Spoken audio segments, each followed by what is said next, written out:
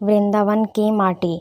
शोभा नाम की औरत जिसकी बहन वृंदावन में रहती थी, एक दिन वह उसको मिलने के लिए वृंदावन गई। शोभा जो काफ़ी पैसे वाली औरत थी, लेकिन उसकी बहन कीर्ति जो वृंदावन में रहती थी, ज़्यादा पैसे वाली नहीं थी, लेकिन दिल की बहुत अच्छी थी। उसका पति मिट्टी के घड़े बनाने का काम करता था। शोभा काफ़ी सालों बाद अपनी बहन को मिलकर बहुत खुश हुई, लेकिन उसमें थोड़ा सा अपने पैसों को लेकर घमंड भी था। वो कीर्ति के घर हर छोटी बात पर उसकी चीज़ों में से नुक्स निकालती रहती थी, लेकिन कीर्ति उसको कुछ ना कहे, बस यही कह देती थी, जो बिहारी जी की इच्छा।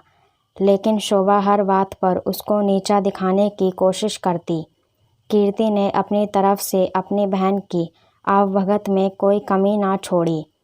उसने अपनी बहन का पूरा ख्याल रखा। उसने उसको वृंदावन के सारे मंदिर के दर्शन करवाए और उनकी महिमा के बारे में बताया। शोभा यह दर्शन करके खुश तो हुई और उसने महिमा भी सुनी, लेकिन उसका इन चीज़ों में इतना ध्यान नहीं था। बस दर्शन करके वापस आ गई।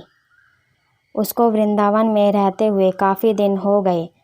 एक दिन वह अपनी बहन से बोली कि कीर्ति, अब बहुत दिन हो गए तेरे घर रहते हुए, अब मुझे अपने घर को जाना चाहिए। कीर्ति थोड़ी सी उदास हो गई और बोली, बहन कुछ दिन और रुक जाओ। लेकिन शोभा बोली, नहीं, काफ़ी दिन हो गए हैं मुझे आए। घर में मेरा पति और बच्चे अकेले हैं, उनको सास के सहारे छोड़कर आई हूँ। अब मैं फिर कभी आऊँगी। जब शोभा वापस जाने लगी कि कीर्ति जो शोभा की बड़ी बहन थी, उसने अपनी छोटी बहन को उपहार स्वरूप मिट्टी का घड़ा दिया। घड़े को देखकर शोभा हैरान हो गई और मन में सोचने लगी, क्या कोई उपहार में भी घड़ा देता है? लेकिन कीर्ति के बार बार आग्रह करने पर उसने अनमने से घड़ा ले लिया। जब शोभा जाने लगी तो कीर्ति की आंखों में आंसू थे, लेकिन शोभा उससे नजरें चुराती हुई जल्दी जल्दी वहाँ से चली गई।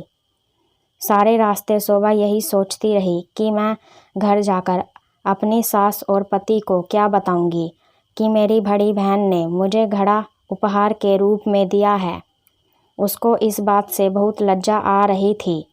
उसने सोचा कि मैं घर में जाकर झूठ बोल दूंगी कि घड़ा मैं खरीद कर लाई हूँ, मुझे तो मेरी बहन ने काफ़ी कुछ दिया है। इसी तरह सोचती सोचती मैं घर पहुँची और उसने घर जाकर घड़ा अपनी रसोई के ऊपर रख दिया।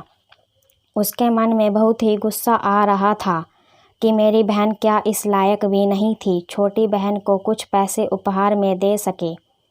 एक घड़ा सा पकड़ा दिया। अब उसको अपने घर आए काफ़ी दिन हो गए। गर्मियों के दिन थे, तभी उसके गांव में पानी की बहुत दिक्कत आने लगी। कुएं में, नदियों में पानी सूख गया। उसके गांव के लोग दूर दूर से पानी भरकर लाते थे। पैसे होने के बावजूद भी शोभा को पानी के लिए बहुत दिक्कत हो रही थी। एक दिन शोभा बहुत दूर जाकर पानी भरकर लाई। वहाँ पर और भी औरतें पानी भरने के लिए आई हुई थी, जो जल्दी जल्दी भरने की होड़ में धक्का मुक्की में शोभा का घड़ा टूट गया। शोभा दूसरी औरतों पर चिल्लाने लगी, यह आपने क्या किया? बड़ी मुश्किल से तो मैंने पानी भरा था, आप लोगों ने धक्का मुक्की करके मेरा घड़ा तोड़ दिया है। अब वह उदास मन से घर को आई। अब उसके पास कोई और दूसरा बर्तन नहीं था पानी भरने के लिए। तभी अचानक उसको अपनी बहन के दिए हुए घड़े की याद आई, तो उसने रसोई के ऊपर से घड़ा उतारा और फिर चल पड़ी बड़ी दूर पानी भरने के लिए। जब कुएं पर पहुंची, अभी भीड़ कम हो चुकी थी। वह घड़े में पानी भरकर लाई। तभी उसका पति खेतों से वापस आया। गर्मी अधिक होने के कारण वह गर्मी से बेहाल हो रहा था और आकर कहता है, शोभा, क्या घर में पानी है? क्या एक गिलास पानी मिलेगा? तो शोभा ने कहा, हाँ, मैं अभी भरकर लाई हूँ। तभी उसने उस घड़े में से एक गिलास पानी भरकर अपने पति को दिया। गले में से पानी उतरते ही उसका पति एकदम से उठ खड़ा हुआ और बोला, यह पानी तुम कहाँ से लाई हो? तो शोभा एकदम से डर गई कि शायद मुझसे कोई भूल हो गई है। तो उसने कहा, क्यों, क्या हुआ? पति ने कहा, यह पानी नहीं, यह तो अमृत लग रहा है।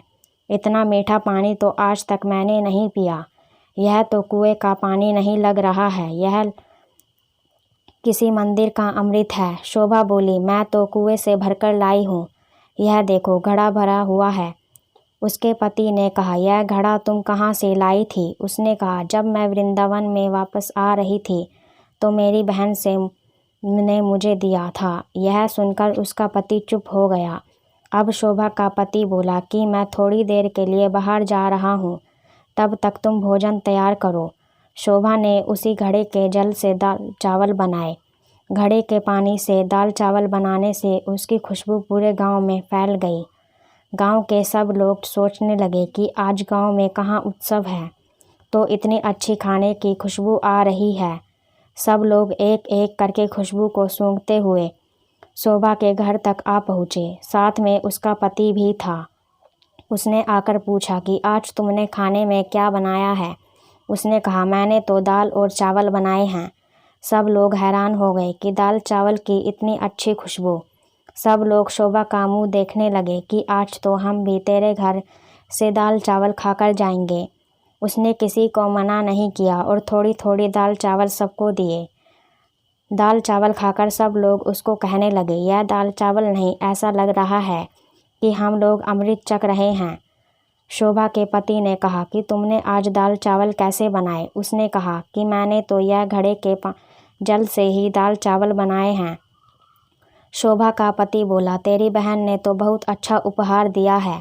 अगले दिन जब शोभा घड़ा भरने के लिए जाने लगी तो उसने देखा घड़ा तो पहले से ही भरा हुआ है। उसका जल वैसा का वैसा है जितना वो कल लाई थी। उसने उसमें से खाना भी बनाया था, जल भी पिया था, लेकिन घड़ा फिर भी भरा था। शोभा एकदम से हैरान हो गई, यह कैसे हो गया? तभी अचानक से उसी दिन उसकी बहन कीर्ति उसको मिलने के लिए उसके घर आई। तो शोभा अपनी बहन को देखकर बहुत खुश हुई, उसको गले मिली और उसको पानी पिलाया।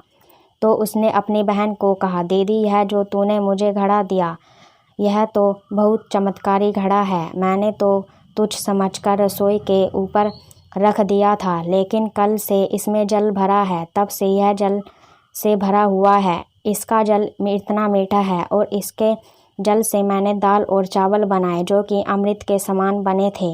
उसकी बहन बोली, ओ मेरी भोली बहन, क्या तू नहीं जानती कि यह घड़ा वृंदावन की माटी से बना है, जिस पर साक्षात किशोरी जी और ठाकुर जी नंगे पांव चलते हैं? उसी माटी से यह घड़ा बना है। यह घड़ा नहीं, साक्षात किशोरी जी और ठाकुर जी के चरण तुम्हारे घर पड़े हैं। किशोरी जी और ठाकुर जी का स्वरूप तुम्हारे घर आया है। यह सुनकर उसकी बहन अपने आप को कोसती हुई और शर्मिंदा होती हुई अपनी बहन के कदमों में गिर पड़ी और बोली, मुझे क्षमा कर दो, जो मैं वृंदावन की माटी की महिमा को ना जान सकी। जिसकी माटी में इतनी शक्ति है तो उस बाके बिहारी और लाडले में कितनी शक्ति होगी। मैं अज्ञानी मूर्ख ना जान सकी। मुझे बर्ज की माटी की महिमा और उसके महत्व का नहीं पता था। मुझे क्षमा कर दो। उसकी बहन उसको उठाकर गले लगाती हुई बोली कि बहन, किशोरी जी और ठाकुर जी बहुत ही करुणादायक हैं। तुम्हारे ऊपर उनकी कृपा थी जो इस घड़े के रूप में, इस माटी के रूप में तुम्हारे घर पधारे। शोभा बोली, बहन, तुम्हारे कारण मैं धन्य हो गई, तुम्हारा लाख लाख धन्यवाद। यह कहकर दोनों बहनें आंखों में आंसू भरकर एक दूसरे के गले लगकर रोने लगीं। जय श्री राधे कृष्णा।